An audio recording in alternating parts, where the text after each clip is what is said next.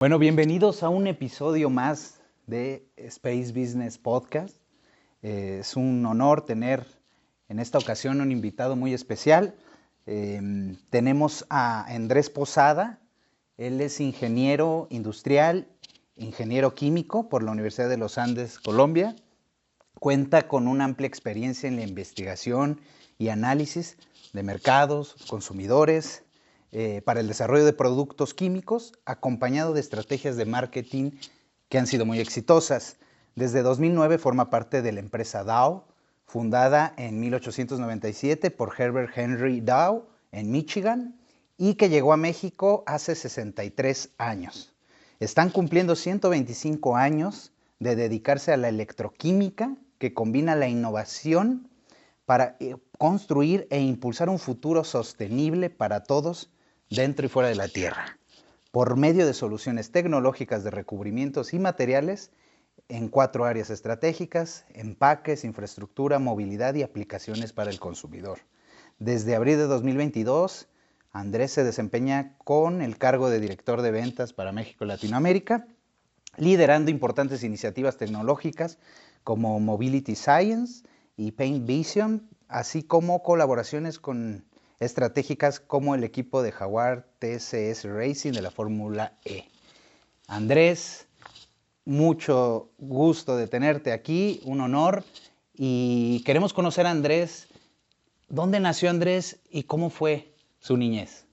Pues Sergio, primero que todo, muchas gracias por la invitación. De verdad, un placer poder estar aquí y compartirles un poquitico de lo que me apasiona. Yo la verdad siempre digo que soy de esas personas muy afortunadas que trabajan en lo que les gusta. O sea, y como lo pudiste ver por mi rol, estoy en todo este tema de tecnología, automotriz, aeroespacial. Entonces, de verdad que es lo que más me apasiona a mí en la vida. Entonces, muchas gracias por eso. Andrés Posada, pues nací hace 35 años, recién cumplidos en septiembre, en Colombia, de una familia de ingeniero. Mi papá es ingeniero y toda la vida fue muy metido el tema de las matemáticas, de las ciencias. Mi papá es un ingeniero agrónomo, pero es ingeniero mecánico frustrado. Le encantaba armar y desarmar cosas. O sea, su pasión. En mi casa yo creo que a la fecha no hay un solo electrodoméstico que se haya dañado y no lo haya arreglado él. De hecho, parece ya un anticuario porque tiene licuadoras de hace 30 años que no deberían estar funcionando. Y crecí en ese ambiente de entender cómo funcionan las cosas, de que realmente desarmes un electrodoméstico, una aspiradora, incluso alguna vez se le ocurrió desarmar un microondas, que fue una pésima idea, hasta relojes. Mis papás siempre decían que lo peor que me podían hacer a mí era regalarme un reloj, porque yo agarraba y lo abría. Nunca logré volverlo a armar, pero me interesaba demasiado entender cómo funcionaba un reloj por dentro. Para mí era, y a la fecha, sigue siendo un tema que me apasiona, de entender la parte de la horología, de cómo funciona que un reloj todos los segundos te esté marcando. Entonces, fue una niñez orientada a aprender. O sea, mi familia fue una familia de clase media, en donde siempre lo más importante y lo que mi papá siempre nos enseñó es que lo único que nos quedaba era el estudio.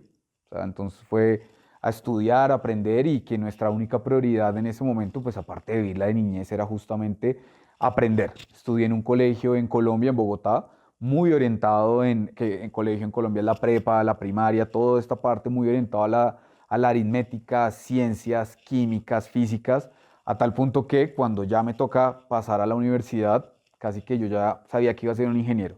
No sabía de qué iba a ser ingeniero, pero tenía muy claro que después de tantos años de estar viendo matemática, trigonometría, química, de nuevo, tenía que volverme algo así de ingeniero. Y eso alineado un poco también con este gusto que me dio mi familia de estar aprendiendo cosas. O sea, mi papá, de nuevo, yo pienso en mi niñez y lo primero que se me viene a la cabeza es ver a mi papá enseñándonos y arreglando algo en la casa, Siempre solucionando problemas, ¿no, siempre Andrés? solucionando Oye, problemas. en este contexto que, como bien dices, estabas muy bien acompañado, ¿no? Tu contexto que te facilitó, digamos, perfilarte en esta profesión de ingeniero, pero en ese contexto, digamos, ¿qué problema recuerdas? Y como un gran problema que haya sido para ti en esa etapa y que todo esto te sirvió de alguna forma para llevarlo a cabo, ¿no? Aunque estaba muy propicio, pero algo que dijeras, esto sí la vi un poquito complicada, pero bueno, salí adelante. Yo creo que ya en la universidad, ¿sabes? Yo entro a la universidad y me vuelvo ingeniero químico, o sea, la primera carrera que decidí estudiar en ingeniería química, porque creo en un error que la ingeniería química era muy diferente a lo que yo entendía que era ingeniería química. Y entro a enfrentarme con una realidad de que la ingeniería química es algo completamente diferente a lo que mi cabeza me decía, y entro a entender de, ok, esto no era lo que yo pensaba que iba a estudiar honestamente. Arranco a estudiar, de nuevo, mi filosofía en la vida era, tengo que sacar esto adelante, a pesar de cualquier cosa, tengo que lograrlo, y me he enfrentado a una serie de materias y de currículums que llegaba a un punto que yo decía, ¿dónde estoy metido? ¿En qué estoy metido? O sea, ¿en qué momento se me ocurrió la pésima idea de estudiar algo que no entiendo? O sea, habían clases que yo decía, acabo de perder una hora de mi vida porque no lo entiendo, literalmente no lo entiendo. Y entre esas materias había una en la universidad donde yo estudié en primer semestre. Tú tenías una materia donde el proyecto tenías que hacer y pensar en una solución hacia la humanidad. Básicamente el concepto era, invéntate algo o prepara una idea que tengas para un problema de la humanidad. Y en ese momento mi problema que enfrentábamos era, ok, vamos a solucionar el tema de la contaminación del agua. Suena súper retador, pero pues la idea del proyecto era encuentra una posible solución a todo esto. Y entre muchas soluciones que empezamos a investigar, literatura, pues primer semestre obviamente te enfrentan a empezar a tener todas estas referencias bibliográficas. Encontré un filtro que se inventaron, hoy en día ya no me acuerdo dónde era, pero era a través del acerrín, del subproducto que sale del corte de madera. Y este acerrín tiene un poder bastante interesante, se haga en alguna literatura, y es que se queda con metales pesados. Cuando tienes agua que tiene metales muy pesados, tú la pasas a través de un filtro de alta presión por acerrín y esta absorbe. Entonces yo dije, no, maravilloso, esto suena increíble, me voy a ir por ese lado. Bogotá específicamente tiene un río que se llama el río Bogotá y atraviesa la ciudad y está altamente contaminado porque aguas arriba del río Bogotá tienes toda esta parte de fabricación de cueros y viene con metales pesados. Entonces dije, pues suena bien, obviamente no voy a salvar al mundo, pero pues voy a intentar sacar algo diferente. Cuando me veo enfrentado a ese problema, bueno, ¿y ahora qué hago? La idea está maravillosa y me tocaba llevar un prototipo. Me veo otra vez, traigo a mi papá a colación y le digo, bueno, me toca armar un prototipo y no tengo ni idea qué voy a hacer, o sea, ¿qué hago? Me dice, pues bienvenido a la vida real, ¿qué vas a hacer? O sea, ¿cómo vas a solucionar un problema? Está la bibliografía. Un ingeniero de verdad empieza a pensar cómo traer las cosas a la vida real, porque la diferencia entre tú y el resto va a ser que tú tienes que traer un problema, lo tienes, ahora encuentra una solución. Y dije, mierda, ¿y ahora qué hago? Y ahí creo que la segunda enseñanza y que hoy en día aplico muchísimo, justamente hoy estaba en una llamada de eso, es apelar a la experiencia. Le digo, mira, Santo Padre, Padre mío, necesito que me ayudes porque en verdad tengo el concepto, sé cómo es el filtro, la bomba a presión, todo, pero ¿cómo hago para pegar? Y a raíz de esta experiencia de empezar a hablar con él, de que me explicara, mira, los adhesivos que necesitas para PVC, lo haces así, así, la verdad nos salió un muy buen filtro. O sea, un muy, muy buen filtro que hoy en día todavía está en mi finca. Realmente nunca supimos porque obviamente lo que te digo era un concepto, un prototipo, pero me enseñó de eso de tengo que enfrentar los problemas de la forma más realista para que sea algo que tú puedas traer y que sea algo real. O sea, cuando tú intentas solucionar un problema de una forma demasiado conceptual o te quedas en la parte bibliográfica, probablemente no lo vas a poder aplicar en la vida real. Pero además, siempre confía en que hay alguien con experiencia que te va a aportar en tu vida. Siempre, siempre hay alguien que sabe más que tú.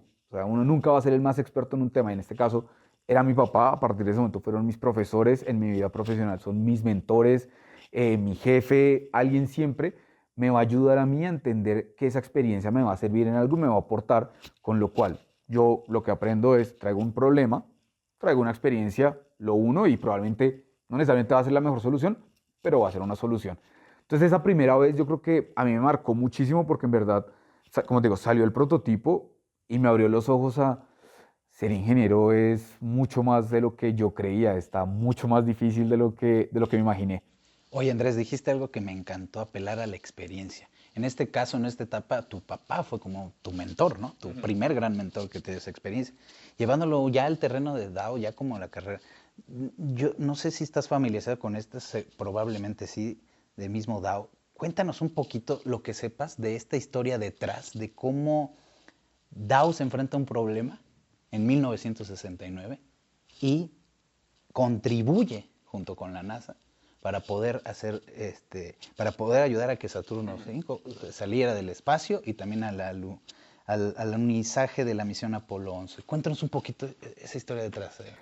A ver, esa historia es maravillosa porque yo creo que es de las primeras veces, y ojalá todos los que nos oyen y nos ven hayan visto estas películas del Apolo 13, el Apolo 15, porque en verdad cuando uno entiende esa historia dice, en verdad fue un punto que, digamos, para los más jóvenes de pronto lo ven más normal porque hoy en día SpaceX está lanzando semanalmente. Conceptualmente, tú te paras en 1969 donde casi que ni televisor a color había y estás hablando que en ese momento estaban lanzando un cohete que hoy en día un celular tiene más tecnología y más electrónica que el cohete que lanzaron y lo ponen en órbita.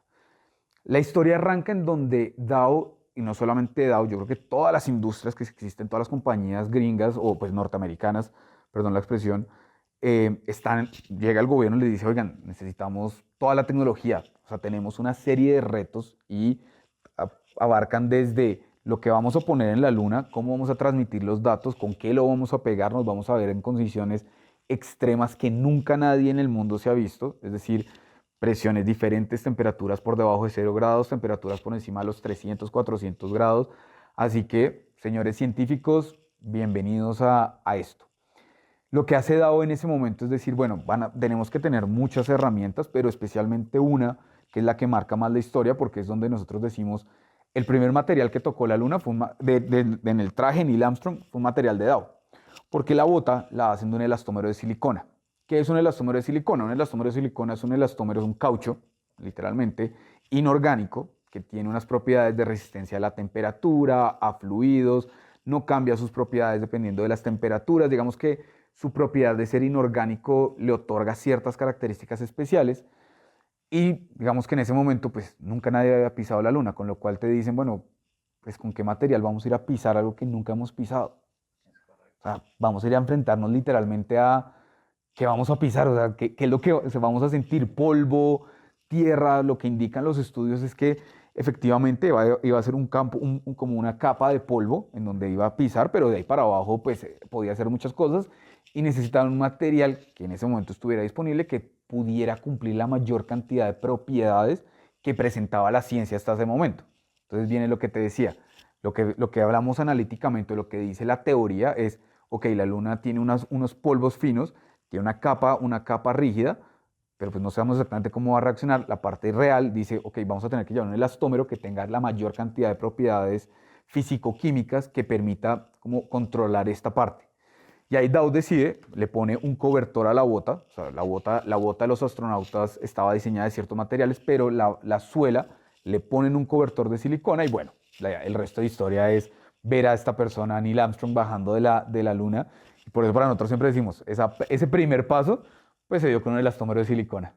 Perfecto, y esto nos lleva a lo que decíamos al inicio o lo que nos compartías, ¿no? De esto, te enfrentas a un problema y hay que encontrarle la solución. Y si no lo entiendes muy bien, hay que apelar a la experiencia y demás. En tu paso por Daoya y con esta historia extraordinaria, me parece, o sea, siendo una, yo creo, no sé, de las pioneras que se han incorporado a la industria espacial, pero hoy, o sea, ¿de qué forma esta experiencia ya de DAO ha influido hoy en día en lo que hace DAO para resolver problemas en la Tierra, pero que se apalanca de toda esta experiencia científica, tecnológica del espacio? ¿Y cómo lo estás viviendo tú ahora en DAO con todo ese know-how? A ver, yo creo que partimos del hecho que cuando tú hablas del espacio, que inicialmente y cuando en 1969 hablaban de la última frontera, ya es una frontera real. O sea, hoy en día los viajes espaciales están siendo una realidad. Te decía SpaceX, yo creo que ya casi que uno se mete a Twitter y ve en el Twitter de SpaceX un nuevo lanzamiento, ya sea de satélites o está poniendo a alguien en la atmósfera o lo está llevando a la estación espacial. Y cuando tú piensas en eso dices, a ver, en condiciones extremas no existe nada más extremo.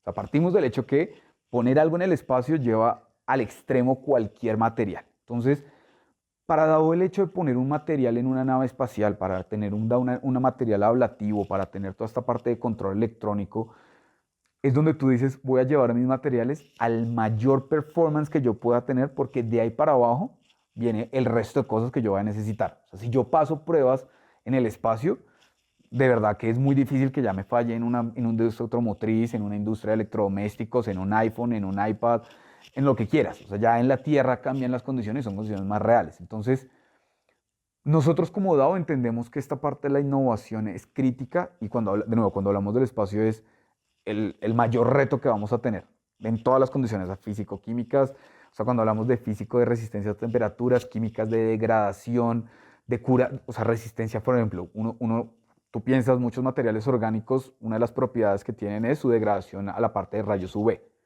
Y en la Tierra tienes pues la atmósfera que te protege un poco de los rayos UV.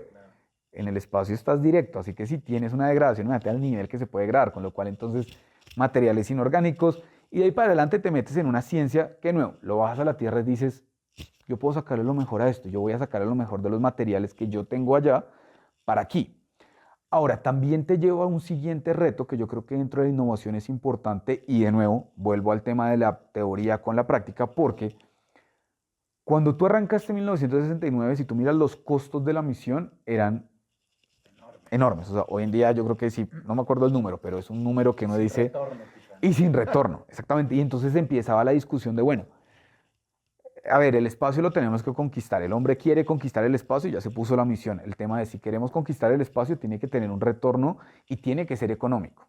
Entonces, señores, pues sus materiales son maravillosos, pero pues si no son económicos yo no voy a poder hacer mis viajes rentables y por eso pasaron cuántos años desde el último hombre a la luna hasta que ahorita hace el año pasado volvieron a poner hombres en órbita, porque los costos eran inmanejables.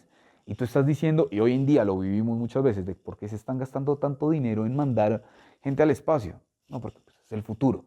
Pero al mismo tiempo pues tenemos que hacerlos más económicos todos. Y es no solamente la NASA, no solamente la Agencia Espacial Europea, no solamente es Derium, no solamente son todas estas compañías que están trabajando en esto, sino pues toda la cadena de valor. Entonces es el segundo tema que como DAO tenemos que traer y es, o sea, en la teoría, pues tú puedes poner cualquier material, ultra tecnología, si quieres diamantes.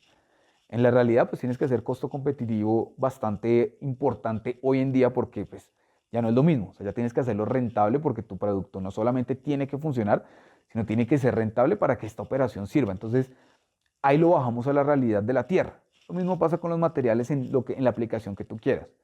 Puedes ponerle diamantes a un carro. ¿Te va a funcionar? Probablemente sí. ¿Es costo competitivo? Pues no, la verdad es que no tiene mucho sentido. ¿Para qué lo vas a hacer? Más bien enfoquémonos en qué es lo mejor que tú puedes, cómo es el mayor valor que tú puedes entregar para que tú entregues la mayor competitividad. Y esto nos lo enseñó mucho el espacio, porque de nuevo, el espacio tú decías, si yo vendo en el espacio, vendo, o sea, es el espacio, o sea, lo que necesito es lo mejor de todo. Bueno, pues empecemos a mirar hasta dónde necesito yo para que esto sea rentable y así, pues que sea una realidad que SpaceX, como te digo, siendo repetitivo, pero volando una vez al mes. Imagínate hace 30 años, 50 años, cuando se imaginaban que iban a estar sacando tanto número de cohetes de forma mucho más barata que lo que fue.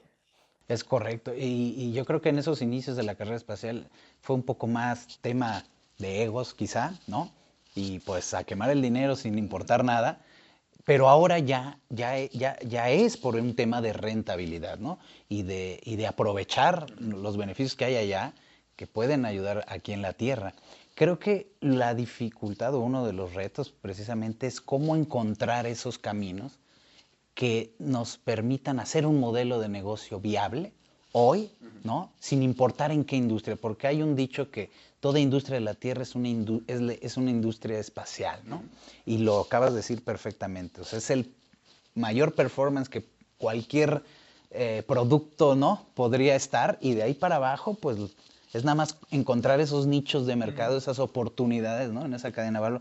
En ese sentido, o sea, DAO, ¿cómo ha encontrado esas verticales? O sea, ¿cómo las, ya nos dijiste, ¿no? Que ahí pues fue la aliación con las botas y demás, pero danos algunos ejemplos de cómo han aprovechado, han bajado esas verticales, ¿no? Con esa tecnología, esa experiencia del espacio, pero que lo están concretando, solucionando problemas con sus clientes en las industrias aquí en la Tierra, Andrés.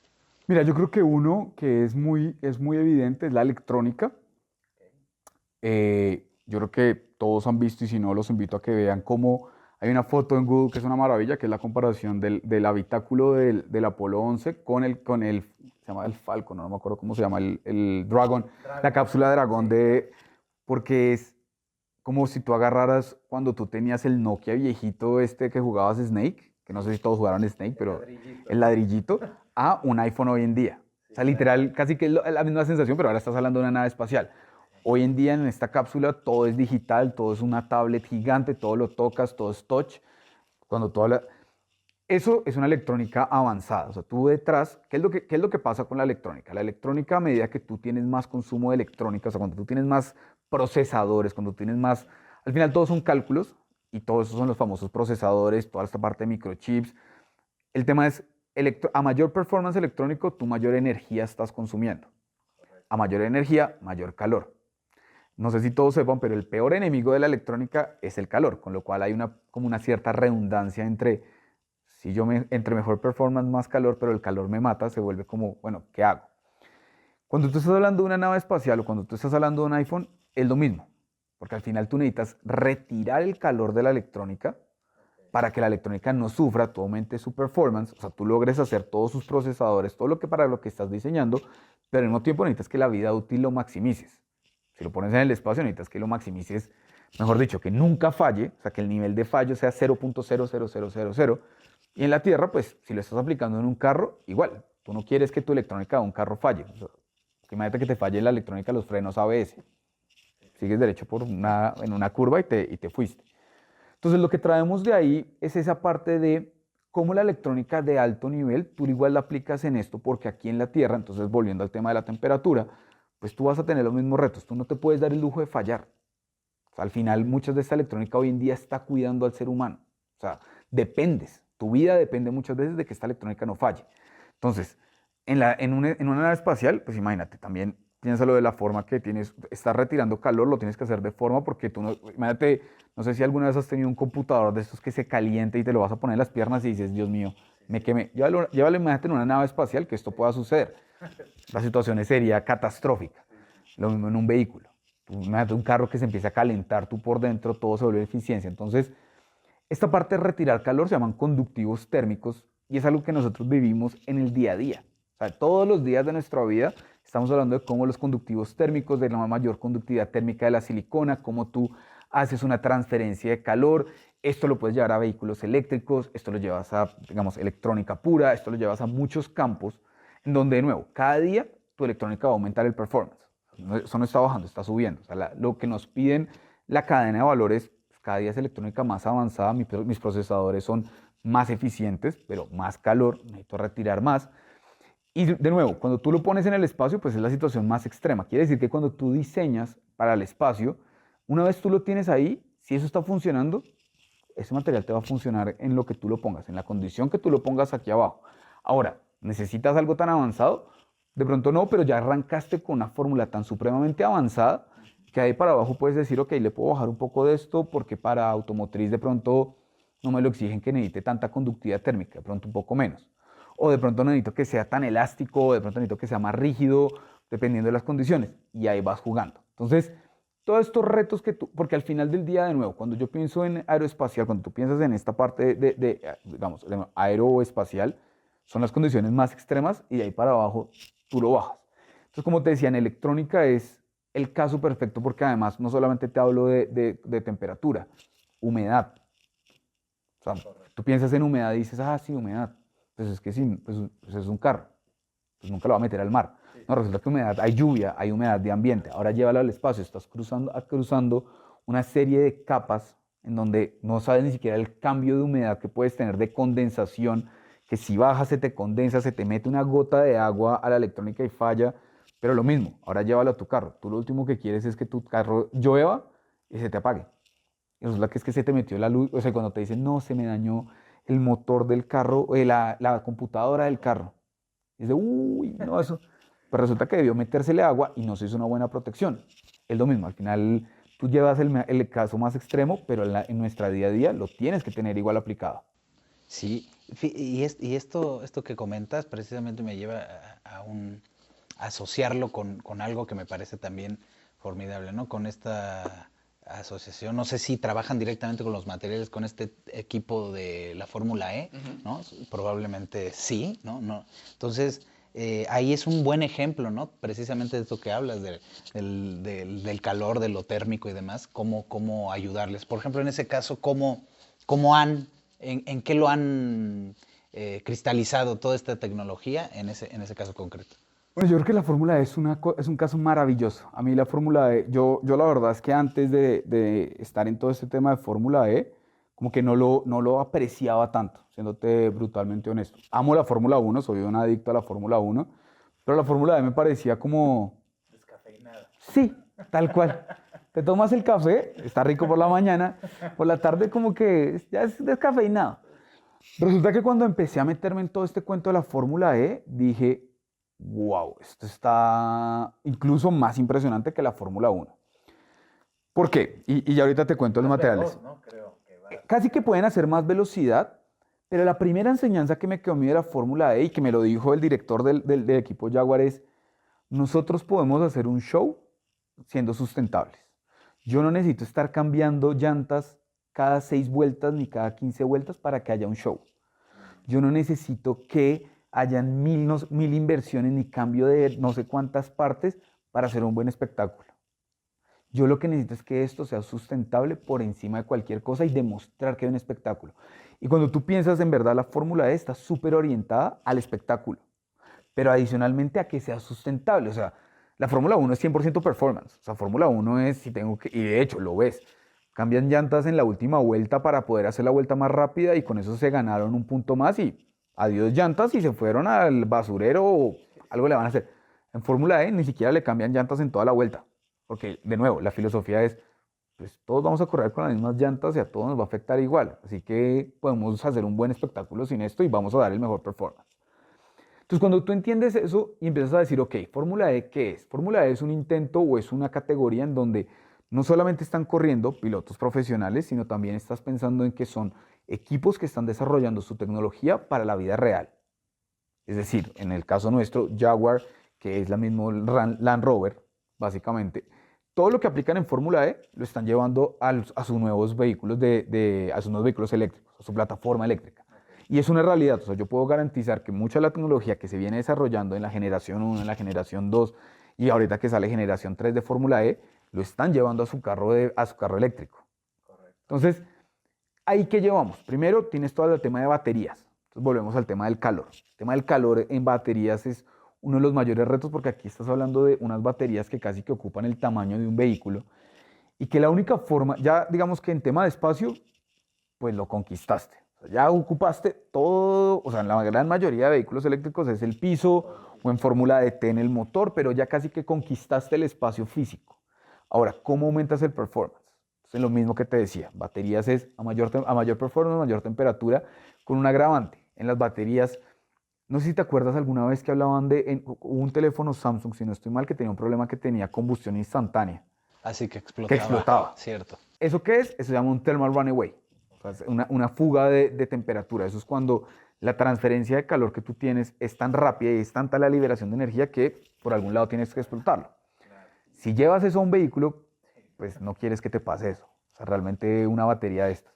Entonces, lo que nosotros hacemos con nuestros materiales es, uno, empezar a retirar todo este calor, o sea, empezar a hacer estos conductivos térmicos y estos gap fillers que lo que permiten es que tú le pongas a la batería, aumentes el performance y logres sacarle toda esa energía de la mejor forma, pero al mismo tiempo que tú logres disipar el calor de la mejor forma, de tal forma que tú como usuario ni sientes calor y estás sacando el mayor provecho, con lo cual tú cada día vas a poder desarrollar y los desarrolladores de baterías pues cada día aumentan digamos, por eso cada día ves que mejoran el performance de las baterías, pero no ves que ahora el Tesla es mucho más grande o el BM es más grande o el Volvo, lo que es la marca que quieras, sino estás aumentando la eficiencia de las baterías.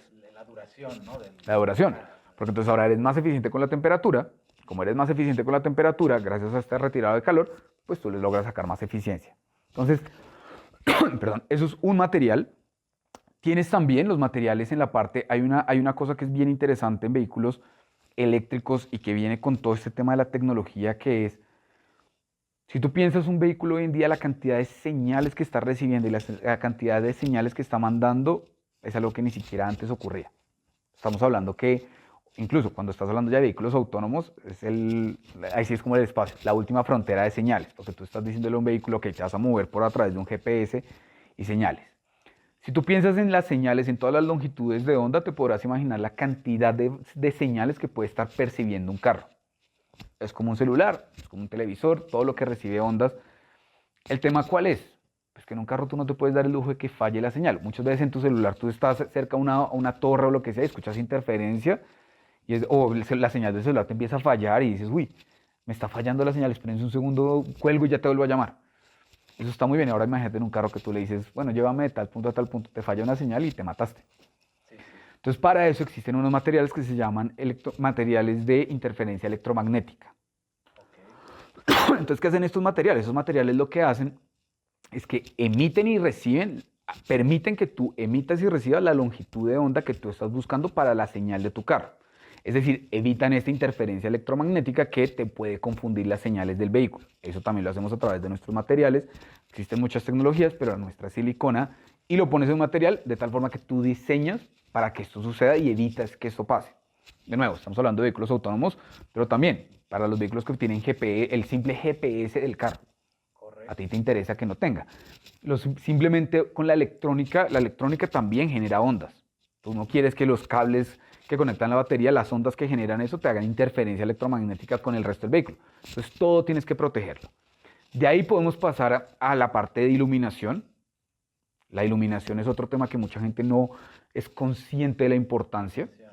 Porque cuando tú piensas en la iluminación dices, ok, sí, la iluminación es muy linda, casi que son los ojos del vehículo.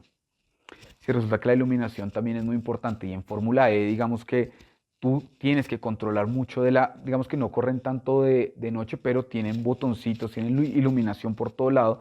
De hecho, en la Fórmula E, no sé si han visto que dependiendo de la situación del coche, tienen un color encima del piloto, tiene como una luz LED.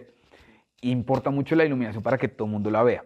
Ya nosotros tenemos materiales que se llaman siliconas moldeables ópticas que te permiten que con un simple LED tú aumentes como la eficiencia de esas luces LED y logres hacerlo mucho más, o sea, que la iluminación mejore, la intensidad, que a tu ojo probablemente sea un LED diminuto, pero gracias a estas siliconas se ve mucho más la luz y aumenta digamos, la iluminación, digamos, la eficiencia de iluminación. Eso si lo llevas a los headlamps, que digamos en un vehículo de Fórmula E pues no le pones headlamp, pero en los vehículos eléctricos y en todos los vehículos, si lo llevas a eso, aparece la iluminación inteligente. Entonces, no sé si todos se han preguntado, por ejemplo, cómo antes, cuando tú ibas en carretera, te ponían luces plenas y quedabas ciego. O sea, literalmente era lo peor que no le podía pasar. Hoy en día, no pasa, si tú te cruzas con un Mercedes-Benz, con un BMW, si tienes la suerte con un Bugatti o estos carros, te pueden poner las luces plenas en la cara y no quedas ciego.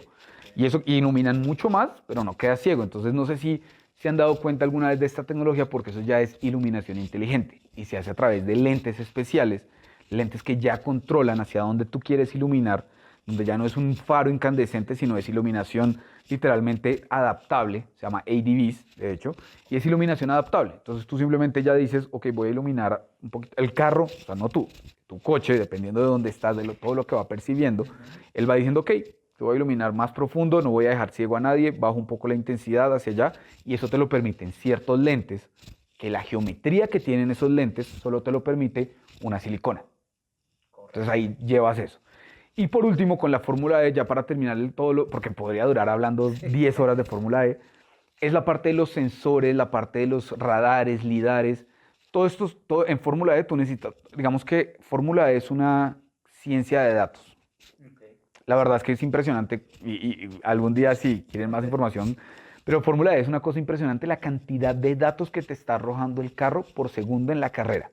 O sea, si tú miras en Fórmula 1, tú ves a todos estos tipos frente a las pantallas mirando el clima, mirando combustible, mirando todo. En Fórmula E, tú ves a una cantidad de ingenieros de datos detrás dentro de los pits mirando datos. O sea, mirando todo lo que está marcando el carro y esos son sensores, radares y lidares. ¿Cómo cuántos sensores tendrán?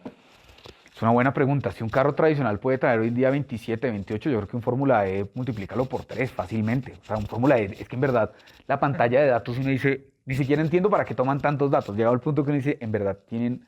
¿Les sacan utilidad? Exactamente, ¿será que le sacarán utilidad a eso? Eso lo llevas a un carro tradicional. Si tú lo piensas de nuevo, hoy en día nos parece normal el sensor de reversa. Sí, sí. El sensor de reversa necesita una electrónica que no es tan básica porque es una señal que tú estás lanzando a una pared y que se te está regresando para decirte a cuántos metros estás.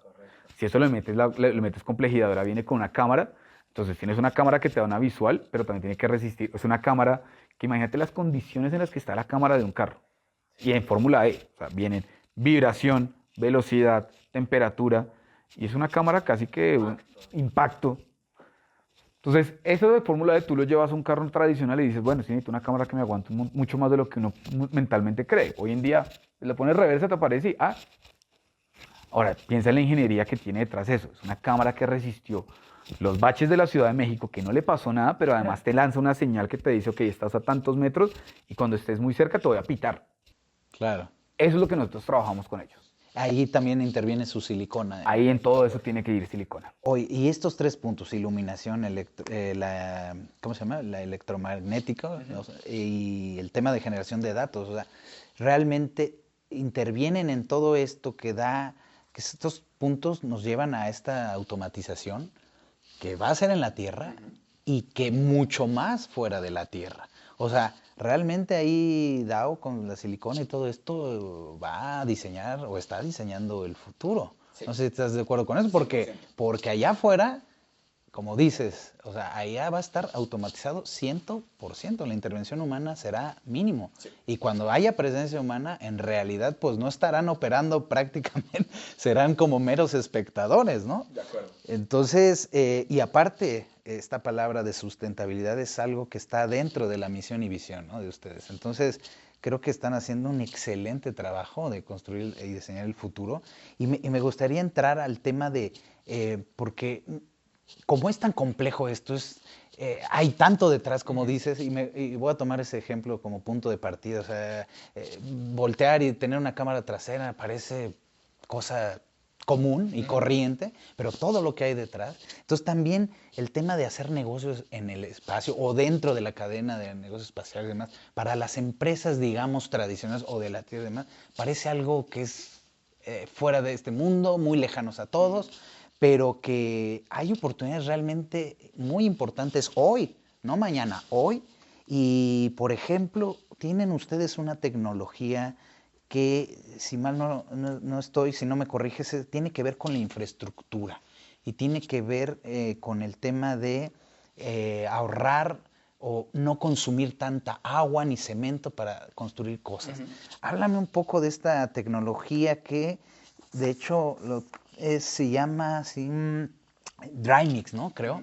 Entonces, esta tecnología creo que va precisamente a este tema de sustentabilidad y que seguro yo creo que va a romper, o si no es que ya esté rompiendo muchos parámetros, paradigmas aquí en la Tierra, pero eso puede ser también lo que estarían construyendo en la Luna, en Marte y más allá. Cuéntanos un poco sobre eso, Andrés. No, mira, a ver, ahí no soy el más experto, para serte totalmente honesto. Digamos que es una tecnología, como tú bien lo dices, en construcción, donde tú usas menos recursos hídricos, agua principalmente, sino tú ya, digamos que si tú miras, cuando tú estás hablando de construcción, lo que tienes que hacer es untar una serie de polvos, una serie de morteros y tienes que ponerle agua como esto. A medida que tú minimizas la cantidad de recursos básicos, si lo quieres ver, genera sustentabilidad, que es lo que buscamos. Al final del día, este DryMix y muchas de las soluciones que tiene DAO arrancan de la pregunta, por ejemplo, de ¿cuánta agua estamos consumiendo en esto? O sea, es un proceso porque de nuevo, muchas veces tú consumes agua en un lavado. Entonces, está DryMix, pero también tenemos una tecnología en la parte de textiles donde es parecido, donde el principio es el mismo y es ¿cuánta agua utilizas para hacerle un tratamiento textil? Litros. O sea, es una cantidad. Entonces DAO dice, ok, ¿cómo yo hago para probablemente reducir ese consumo de agua en este tipo de cosas y así poderlo hacer mucho más eficiente y sustentable? Ahora, tú tocabas un tema bien interesante que es lo del negocio, los negocios en el espacio. Y es justamente también eso. Cuando tú piensas en todas estas tecnologías y las llevas al siguiente nivel, pues en el espacio no vas a tener toda el agua que tienes disponible en la Tierra. Vas a tener que construir con materiales. Exactamente, vas a tener que construir con lo mínimo posible, con lo cual todo lo que requiera menos recursos básicos terrestres es lo que te va a llevar al futuro. ¿Qué es lo que también tocabas un punto que yo creo que es donde nos hace falta a todos y a muchas empresas, incluso a muchos de nosotros, creemos que el espacio está lejísimos, que este tema del espacio es, no me va a tocar a mí. Yo he escuchado, Para o sea, yo escucho, y no, y para cuando yo no me va, o sea, yo he escuchado clientes de 40 años que me dicen, no, es que a mí ya no me tocó, a mí eso ya va a ser para mis nietos, mis bisnietos. Yo digo, yo creo que prepárate porque sí te va a tocar. O sea, esto va a una velocidad exponencial. O sea, el que no esté listo hoy, no va a estar listo. Entonces, por eso todas estas tecnologías, o sea, realmente las pensamos desarrollar más orientado a cómo minimizamos el uso de recursos, pero a la vez, de una vez diciendo, y siempre lo he hablado con Derium, por ejemplo, de cómo hacemos para que esto empiece a sonar ya, porque el espacio está ya, o sea, no es mañana, no es para millonarios, no es para billonarios, no es para mis nietos. Si todo sale bien, pues hasta el turismo espacial puede ser una realidad en 20 años, en 30 años. Y ustedes que les encanta aportar valor a las cadenas de diferentes industrias, eh, obviamente cada industria tiene sus necesidades, ¿no? Sus oportunidades.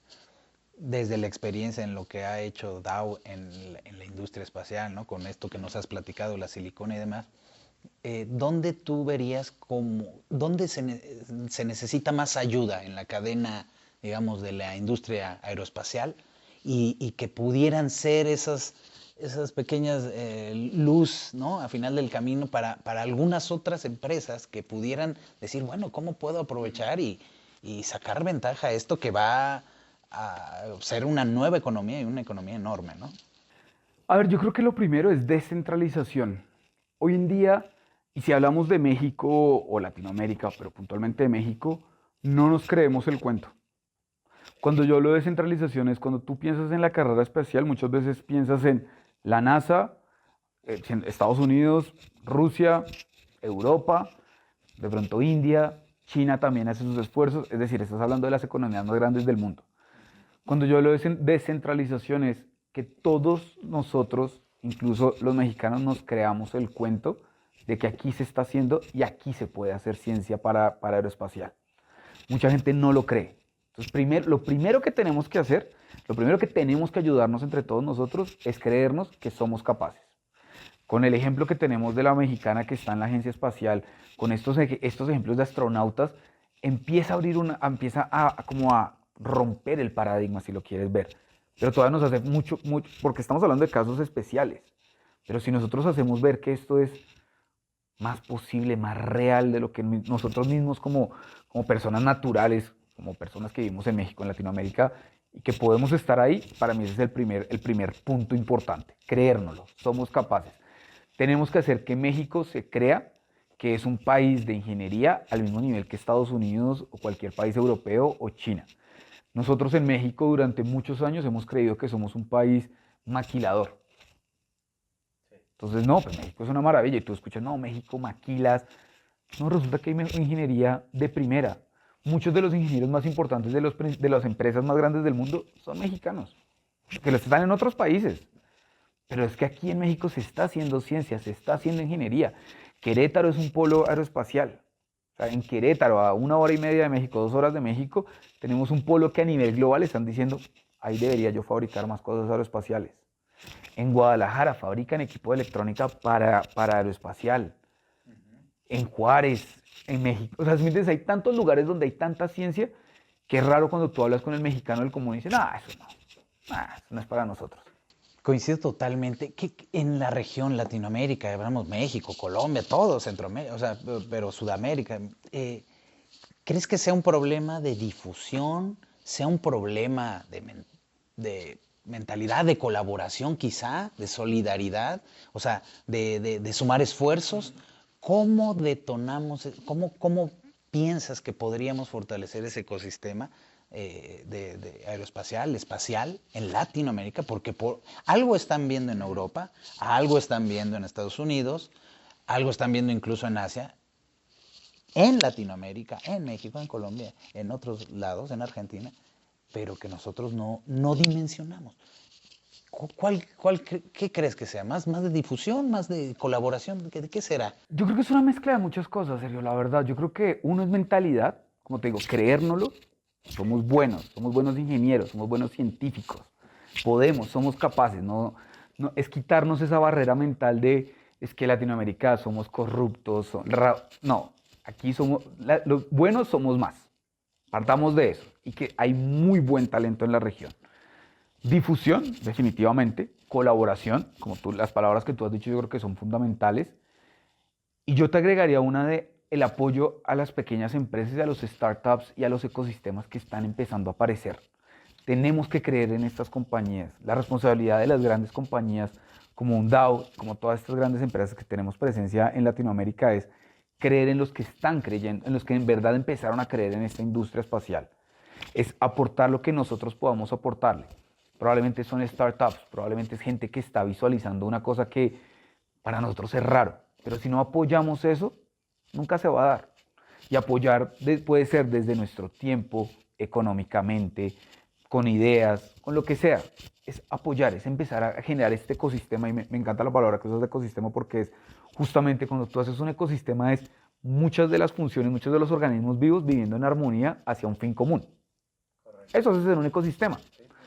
El ecosistema aeroespacial, cuando tú miras las condiciones que se dan en Latinoamérica, como tú dices, están ocurriendo. El problema es que como que no nos unimos todos, sino cada uno es en su cueva, así escondidito a ver qué pasa. Cuando tú tienes, y de nuevo traigo el ejemplo de Derium, es una empresa que vio una oportunidad, una empresa que está viendo algo que puede suceder. ¿Qué es lo que nos hace falta? Apoyar, entender qué quieren hacer, de pronto bajarlos a la realidad, de pronto subirnos todos, pero mientras no tengamos ese común acuerdo entre todos, no va a suceder. Y para creérnoslo, como te digo, fundamental, es lo primordial, creérnoslo. Somos capaces, el talento que hay en México y en Latinoamérica, si no es el mismo nivel, es mejor. No estamos por debajo de nadie, no somos menos que nadie, somos completamente capaces de diseñar, desarrollar un cohete. Así de simple.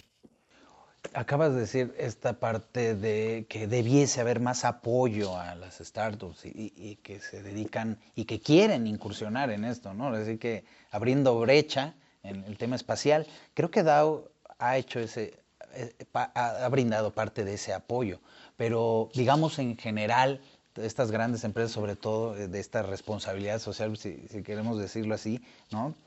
¿Qué verías? O sea, porque a veces el tema de capital siempre es el que está primero, ¿no? Pues es que me va a hacer falta lana. Ok, sí, creo que es un insumo más, pero más importante eso, ¿tú crees más bien esta como mentoría, acompañamiento, o sea, de estos que ya han recorrido, de que ya tienen más camino, sería esto más importante aún incluso que el capital, que también evidentemente es importante, ¿no?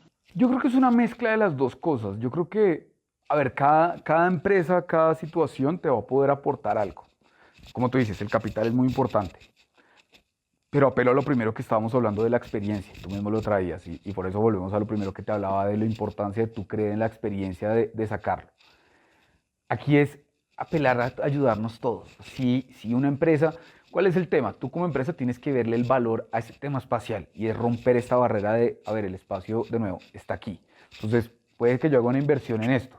Al final una inversión es una apuesta. Tú estás diciendo mi valor presente neto de la inversión que voy a hacer es tanto. Aquí le estás apostando a probablemente lo que sintió alguien cuando le apostó al primer vehículo. Por allá cuando Henry Ford dijo, oiga, voy a desarrollar el primer vehículo, oiga, pues, ¿quién le va a apostar a esto? Este tipo está loco, ¿cómo le va a apostar a esto? Revolucionó la industria. Pedíamos caballos y nos está dando un vehículo. Tal cual. Y se montó un motor de 4 caballos de fuerza, no sé cuántos tenía el modelo T.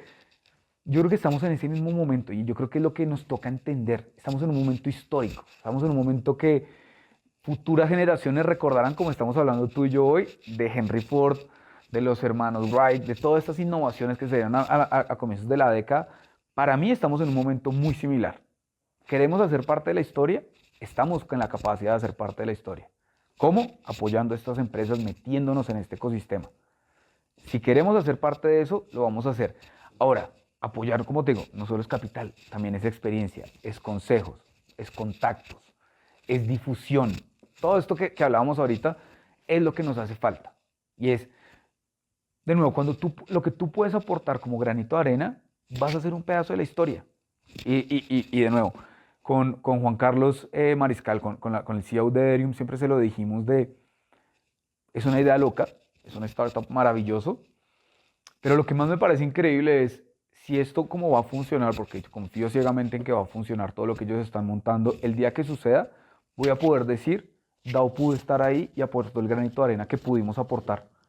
Qué sensación tan maravillosa para imagínate, para cualquier empresa, el poder decir, yo aporto un granito de arena, capital, experiencia, contactos, colaboración, puse un granito de arena. Qué maravilla, o sea, voy a poder contarle eso al mundo. Eso es lo que tenemos que hacer. Ver el valor creo que es un gran reto, ¿no? Ver el valor. Creo que en Latinoamérica cuesta mucho pensar a mediano o largo plazo. Eh, Creo que queremos todo inmediato. Los modelos de negocio están pensados para rentabilidad ahora y maximizarlo ya. Y si la fórmula ya me está sirviendo, ¿para qué le voy a cambiar? ¿Para qué voy a explorar? ¿Qué verías? ¿Qué área? O sea, creo que todo es un proceso, claro. Habrá empresas que, digamos, primero tienen que tener los básicos como para pensar en otras cosas, pero digamos pensando en esas empresas que ya tienen una trayectoria, ya están muy bien apalancados, consolidados en su industria y que traen esa curiosidad, esa hambre de innovar que con la pandemia, digamos, se les cayó la venda de los ojos y dijeron, o nos estamos reinventando a cada instante o nos morimos. Para ese tipo de perfiles, para esas empresas, para ese empresario, para ese director que está por ahí, o sea, ¿qué área, cómo podrían empezar a diseñar esas áreas, ¿no? Que estén pensando en el siguiente negocio? Y en ese siguiente negocio estar viendo al futuro, hacia dónde va, y donde el tema espacial, sin duda, será el área de juegos, el terreno sobre donde se van a desarrollar los negocios del mañana. Entonces, ¿cómo empezar ahora? Porque esa ventana, como decías, no va a estar tan abierta como la revolución industrial. El tiempo que esté, el que no se suba, yo creo que le va a costar, si no es que muere, le costará cientos de años, ¿no? Ponerse al día. Entonces, ¿qué verías? Un área de innovación, de desarrollo, de iteración, ¿qué podría ser útil para tener esa información que nos dé el valor, no de poner un cohete o un satélite, no, pero que sea esta información valiosa que les permita ir descubriendo estas oportunidades? ¿Qué dirías? Yo creo que es empezar que todos debemos tener en nuestras empresas alguien que tenga la responsabilidad de la estrategia. O sea, si quieres llamarle marketing estratégico, desarrollo estratégico. Y cuando yo me refiero a estrategia, si lo llevamos a palabras más simples, es alguien que te diga, mi bandera va a estar aquí, en 5 años, en 10 años, y las acciones, o sea, no sé cómo voy a llegar en este momento allá, pero yo quiero llegar allá. Entonces, esta persona tiene que ser, o esta área o esta función tiene que ser responsable justamente de decir a dónde quieres llevar tú la empresa. Como tú bien dices, la pandemia nos tuvo que haber enseñado que tenemos que tener una visión muy clara hacia un futuro. Y tenemos que enfocarnos, de nuevo, las condiciones van a estar cambiando, tienes que estar iterando muchas veces lo que vas a hacer. Pero si tú tienes claro hacia dónde quieres llegar, esas iteraciones igual te van a llegar hacia el mismo punto. No quiere decir que el punto no lo puedas cambiar, porque las iteraciones también te pueden cambiar. Pero esta parte de la estrategia es lo que te va a empezar a acumular toda esta información de mercado. O sea, cuando pones la bandera es ¿por qué? Porque tienes suficiente información del mercado, suficientes variables macroeconómicas, microeconómicas, de mercado, de región, de país, de producto, y puedes decir, ok, yo, empresa de aeroespacial, quiero ser el primero en poner en 2030 y tengo que ser esto en ese tiempo. Esa visión y esa misión estratégica que tú vas a tener es fundamental en cualquier empresa. Empresa que, si tú te sientas con una empresa y no te dicen, ok, mi estrategia a 5 años o a 10 años es esta, porque estoy sentado en que estoy vendiendo y estoy moviendo, ahí para mí es lo primero que tienes que cambiar. Todos y ojo, una vez tú tengas la bandera, todos en el negocio, todos en la empresa tienen que tener claro qué fue lo que pusimos en la bandera, hacia dónde vamos. Correcto. Puedes estar sirviendo tintos, puedes estar de director de operaciones, puedes estar de CEO, no importa. Toda la empresa tiene que estar montada en la misma nave para llegar a esa bandera. Entonces, de nuevo, recopilas muchos datos. O sea, la ciencia de datos que tenemos hoy, volviendo al tema de la fórmula E, pero apliquémoslo a una estrategia. Lo mismo tienes hoy en día, la cantidad de datos que te arroja, y si tú haces todo este data management que tienes y el data science, que hay expertos en eso, te van a llevar a tener datos que ni tu cerebro va a poder dominar, pero ya existen ciencias que te lo hacen, para decirte, mire, es que la industria aeroespacial va a crecer tanto por ciento en los próximos 10 años. Entonces, ok, yo lo voy a apostar, mi estrategia dice que hacia allá. Una vez tú tienes el qué, que es la estrategia, es el para qué y el cómo. Entonces ya tienes el qué. Listo, mi qué es ese ya. ¿Para qué? Porque quiero crecer, porque quiero consolidarme como empresa. O sea, para esto lo estoy haciendo. Y el qué son tus tácticas. Perdón, el cómo son tus tácticas. El qué es eso, el cómo es qué es lo que voy a empezar a hacer, esta iteración de actividades que digo. Entonces ahí ya empieza la operación de corto plazo. Dices, no, pues o sea, ya sé para qué, ya sé el qué, ahora el cómo, mis tácticas, entonces todo semanalmente, bimensualmente, dependiendo cómo tú lo establezcas, te vas a sentar y vas a decir, ok, nosotros dijimos que vamos a crecer tanto por ciento en tal mercado. ¿Qué estamos haciendo? ¿Qué acciones? ¿Qué inversiones? ¿Qué adquisiciones? ¿Qué ventas? ¿Qué es lo que tenemos que hacer? Porque no se nos puede olvidar que es aquí. Y empiezas a jugar con eso, entonces te cayó una pandemia. Ok, pero no nos olvidemos, la pandemia es una variable más de todo lo que tenemos aquí. Nos juega, pero yo igual tengo una serie de iteraciones aquí. Entonces, por ejemplo, nos cayó una pandemia, pero mi estrategia era ser el número uno en ventas de refrigeradores. Ah, ok, resulta que con la pandemia las ventas digitales crecieron. Quiere decir que yo tengo una nueva variable de ventas digitales y tengo que hacer crecer mi canal digital. Ah, eso estaba en el plan de hace 5 años, ahora me tocó implementarlo en 6 meses. Listo, itero. Cambio esto, pero sigo siendo quiero ser el número uno en ventas de refrigeradores. Tengo una nueva variable. No, ahora hay una eficiencia energética, los refrigeradores tienen que bajar el consumo energético, listo. Y ahí vas iterando y te vas dando cuenta que tú tienes bien, hacia donde tú estás viendo, sigue siendo lo que tú tienes que llegar, pero vas a iterar. Si lo metemos en la fórmula espacial o en la fórmula de esta parte de aeroespacial, tenemos que tener claro que el que quiera llegar a ser una empresa del futuro tiene que tener eso en su estrategia. Puedes estar en lo que sea, es que de nuevo, no importa si es alimentos, aeroespacial, vehículos, refrigeradores, lo que tú quieras. Es la industria del futuro. ¿Quieres estar en el futuro? ¿Quieres tener tu estrategia de 10 años? Incorpóralo. Ya cómo lo vas a incorporar y para qué lo usas, hace parte de tus iteraciones. Correcto, Andrés. Oye, y para los que nos escuchan y que estén ahí diciendo, a lo mejor pensando en esto, porque muy probablemente digan, bueno, yo ya tengo la información, pero no sé cómo desarrollar el para qué y el cómo. Y vuelvo al tema de mentor, ¿no? Llama a la experiencia. O sea, se pueden acercar, o sea, a gente que ya está en la industria espacial y decirle, oye, ¿y qué hago con esto? ¿No? O sea, ahí en esa parte, pues sí tendrían que quitarse a lo mejor la vergüenza de pedir ayuda, quizá, ¿no? Que creo que son de los males que a lo mejor en Latinoamérica nos da, no nos gusta pedir ayuda. Tengo la información, pero ¿cómo la utilizo, no? Y creo que ahí habrá jugadores, habrá gente, habrá quien pueda ayudar con eso, ¿no? Y usar esta información. Definitivo, definitivo. Y volvemos al punto del ecosistema de colaboración. Si tú no encuentras, cuando tú tienes este ecosistema, le pierdes el miedo, porque no existe un miedo, existe un ambiente de colaboración. Vas a entender que lo que tú dices, tengo un montón de datos, tengo muy claro eso, pero no tengo ni idea de cómo leerlos. Muy seguramente en algún ambiente colaborativo va a haber alguien que te va a levantar la mano y va a decir, ¿sabes qué, Sergio? Estás leyendo mal los datos, porque deberías estar mirando este punto y este punto, y te da una visión diferente. Entonces, si tú logras crear el ecosistema este ecosistema de colaboración, de innovación, de lo que estábamos hablando, se va a hacer naturalmente. Le quitamos esa barrera de qué tal que no me responda, qué tal que me regañe, qué tal. Es que el no ya lo tienes. Es correcto. O sea, el no ya lo tienes. O sea, partamos de que el no era lo primero que tuviste. Inténtalo, pregunta, rómpelo, rompe el paradigma de que preguntar está mal. Acércate a las empresas, acércate a la gente, cuestiona. Así vas a aprender. Probablemente te vas a encontrar contra una pared muchas veces que te va a decir, no, mira, no tengo tiempo hoy. Volvemos, iteraciones. Probablemente la primera no te sale, la segunda de pronto sí, pero de pronto la cuarta sí, la décima. En un ambiente colaborativo de eso se trata.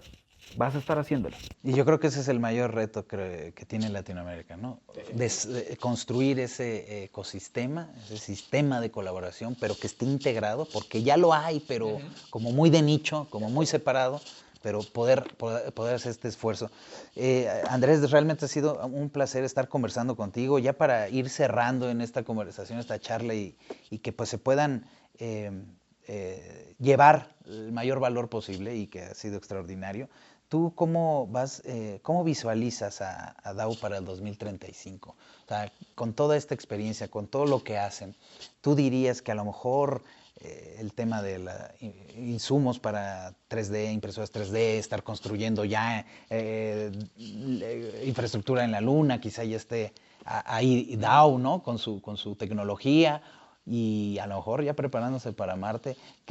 ¿Cómo ves ahí esa evolución para 2035? Uf.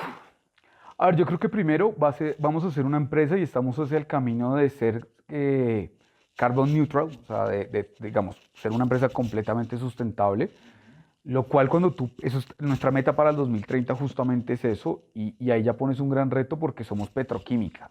O sea, por más de que lo quieras, somos una petroquímica, tenemos crackers, y pensar en que nuestra misión es ser carbon neutral es lo que te digo, romper paradigmas. O sea, eso sí es, hacia allá queremos movernos. Yo creo que primero es entender que volvernos mucho más sustentables, hacer la química mucho más sustentable, el mundo de los empaques, el mundo de las pinturas, el mundo de los automotrices, el mundo de las espumas, todas las tecnologías que nosotros tenemos, tener un enfoque de sustentabilidad.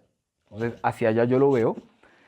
Siguiendo y volviendo al tema, pues la otra palabra que está en nuestra misión es innovación, o sea, estando al frente de los principales problemas de la humanidad, el hambre, construcción, sobrepoblación, cambio climático. Yo creo que todos nuestros desarrollos que estamos trabajando hoy en día hacia el futuro son pensando en eso, o sea, en cómo empezamos a solucionar los megaproblemas de la humanidad. Entonces en 2035 seguiremos con otros problemas, ojalá que ya no los mismos de hoy en día, esperemos que de aquí en 15 años, en estos años, hayamos resuelto gran parte de los problemas que tenemos hoy en día, pero definitivamente enfocado en cómo seguimos resolviendo los problemas de la humanidad, o sea, entendiendo que pues, nuestra misión tiene que ser eso. Y adicionalmente, un punto que para mí es muy importante y que lo trabajamos mucho, siendo inclusivos. Algo de lo que no hablamos mucho, pero yo creo que parte también de esta innovación, de este ambiente de colaboración, es la inclusión. Porque cuando tú entiendes que no importa si eres mexicano, si eres negro, si eres hombre, si eres mujer, lo que sea, no importa tus gustos, no importa lo que importa es quién eres tú, qué le aportas, cuáles son tus skills, el resto de cosas no importa, el valor que traes sobre la mesa se vuelve exponencial. Yo para el 2035 visualizo que ya sigamos con este tema de inclusión, de innovación, en una mesa donde estemos todas las culturas, todos los diferentes grupos, todas las personas en pro de resolver un problema. Y entonces ahí volvemos a este ecosistema de innovación y de colaboración. Tú quitaste todas las barreras que te ponían. No, es que yo no voy a hablar con esta región o con esta nacionalidad porque no son tan buenos. No, es que no importa de dónde eres. No, es que yo no voy a hablar con un hombre porque es que los hombres son sesgados, o con una mujer porque las mujeres no entienden. Es que no importa, eso es lo de menos. Vamos a estar todos sentados en la misma mesa y cada uno va a aportar.